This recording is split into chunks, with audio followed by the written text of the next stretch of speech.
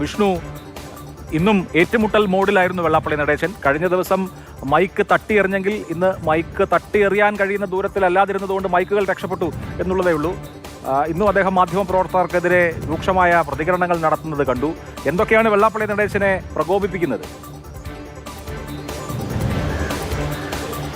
രൂക്ഷമായ വിമർശനങ്ങളില്ലെങ്കിൽ ഒരു അസഹിഷ്ണുതയാണ് ഇന്നും മാധ്യമപ്രവർത്തകർക്ക് മുന്നിൽ എത്തിയപ്പോൾ വെള്ളാപ്പള്ളി നടേശൻ ഇന്ന് പ്രകടിപ്പിച്ചത്. ചോദ്യങ്ങൾ ചോദിച്ച മാധ്യമപ്രവർത്തകരോട് ഞാൻ ഈ ചോദ്യങ്ങൾക്കൊന്നും ഉത്തരം പറയാൻ ബാധ്യസ്ഥനല്ല, നിങ്ങളുടെ ചോദ്യങ്ങൾക്ക് ഉത്തരം പറയില്ല എന്നുള്ള തരത്തിൽ പ്രധാനമായും ആ ഒരു കഴിഞ്ഞ ദിവസം ഉണ്ടായിരുന്ന ആ ഒരു മാധ്യമ സ്ഥാപനത്തിലെ റിപ്പോർട്ടറെ ചൂണ്ടിക്കാട്ടിക്കൊണ്ട് തന്നെയായിരുന്നു ആ ഒരു പരാമർശം. നമ്മൾ കഴിഞ്ഞ ഏതാനും ദിവസങ്ങളായിട്ട് വെള്ളാപ്പള്ളി നടേശൻ ആവർത്തിക്കുന്ന ഒരു കാര്യം ഇത്തരത്തിൽ ലീഗ് ഭരിക്കുമ്പോൾ പ്രത്യേകിച്ചും യു ഡി എഫ് ഭരിക്കുമ്പോൾ ലീഗ് വിദ്യാഭ്യാസ വകുപ്പ് കൈകാര്യം ചെയ്യുമ്പോൾ ഒരു വിധത്തിലുള്ള ആനുകൂല്യങ്ങളും SNDP സമുദായത്തിന് തൻ്റെ സമുദായത്തിന് ലഭിച്ചിട്ടില്ല എന്നൊരു ആക്ഷേപം കഴിഞ്ഞ കുറേ നാളുകളായി വെള്ളാപ്പള്ളി നടേശൻ ഉന്നയിക്കുന്നുണ്ട്. ഇതിൽ ഉള്ള ചോദ്യങ്ങൾക്കും അതുപോലെ തന്നെ കഴിഞ്ഞ ഈ മാധ്യമ സ്ഥാപനത്തിലെ റിപ്പോർട്ടർ തീവ്രവാദിയാണ് എന്നുള്ള അടക്കമുള്ള ഒരു വലിയ രീതിയിലുള്ള വിമർശനം ഇന്നിപ്പോൾ വിമർശനമല്ല അത്തരത്തിലുള്ള വലിയ ഒരു രൂക്ഷമായിട്ടുള്ള പ്രതികരണം ഇന്ന് വെള്ളാപ്പള്ളി നടേശൻ്റെ ഭാഗത്തു നിന്നും ഉണ്ടായിരുന്നു. ഇതടക്കം ചോദ്യം ചെയ്തപ്പോഴാണ് ഈ ഒരു അസഹിഷ്ണുത പുറത്തു വന്നത്. ഇന്നും ഏറ്റുമുട്ടാൻ തയ്യാറായി തന്നെയുള്ളൊരു മനോഭാവത്തിലാണ് ഇന്നിപ്പോൾ വെള്ളാപ്പള്ളി നടേശൻ വന്നത്. താൻ പറഞ്ഞു വെച്ച താൻ തയ്യാറായി വന്ന കാര്യങ്ങൾക്ക് ഉപരിയായിട്ട് മറ്റുള്ള ചോദ്യങ്ങൾ മാധ്യമ